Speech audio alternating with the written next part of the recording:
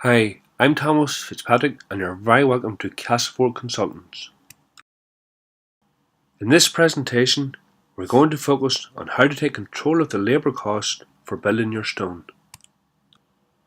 Firstly, we will view the label elevation drawings that you will already have seen in the video presentation in Guidelines 8. As described in that presentation, you will see that each stone area of the house is shaded a particular colour and labelled in alphabetical order, starting from the left-hand front of the house. As your stonemason builds stone on these individual areas, you will be able to closely monitor their progress and determine how much they are due to be paid at the end of each week. For example, during the first week, the stonemason builds stone on the areas A, B and C as marked in fluorescent yellow, and in the second week, the stonemason builds the areas as marked here in fluorescent blue. What we have done here is, at the end of each week, we took out the elevation drawings onto site and measured up the areas of stone built that week. We marked these areas on the elevation drawings using a pen and a ruler firstly, and then we coloured them in. As you can see here, we marked the height on area A of 1.67 metres here and drew a line across which represents the height of the stone built during week 1 in that area. Then we shaded the area in fluorescent yellow.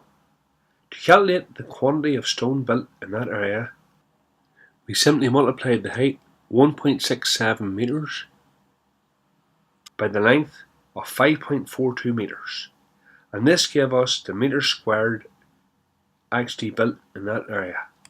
We sketched the contents table over here, and we then calculated the total area of stone built that week and paid the stonemasons accordingly, which was basically all areas shaded in fluorescent yellow. We also created a record spreadsheet and filled in the relevant details, including the number of metres squared built, the rate paid per metre square, and the total amount paid. We repeated the same steps for week 2, but we used a blue fluorescent colour so that we could distinguish between the areas of stone built each week. When you're doing this, you also will need to use a different colour or use a different pattern of colouring to distinguish the areas clearly each week.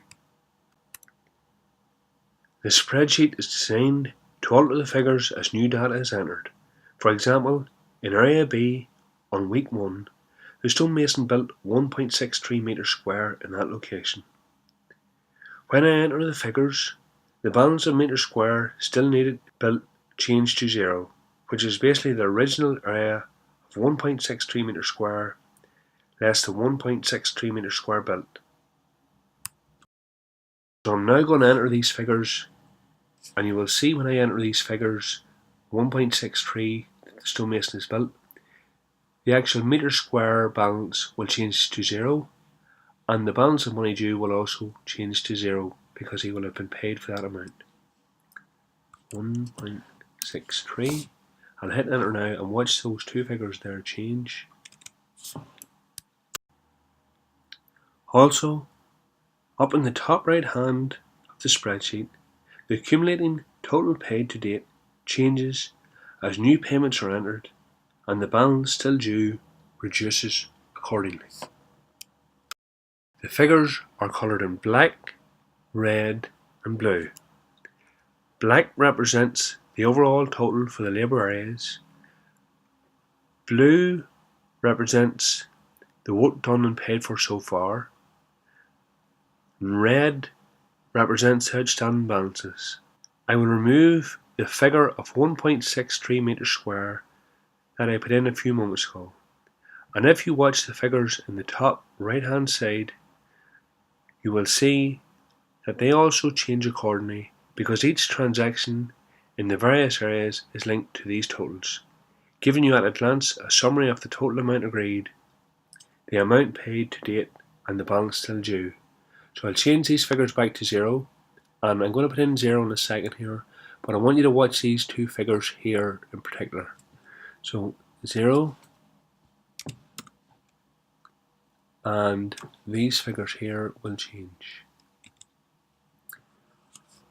So basically, as I say, the whole system is linked, that when figures are entered here in each of the areas that are built, and this here, actually this spreadsheet goes right the way down to area M1, which is the last stone area on the house.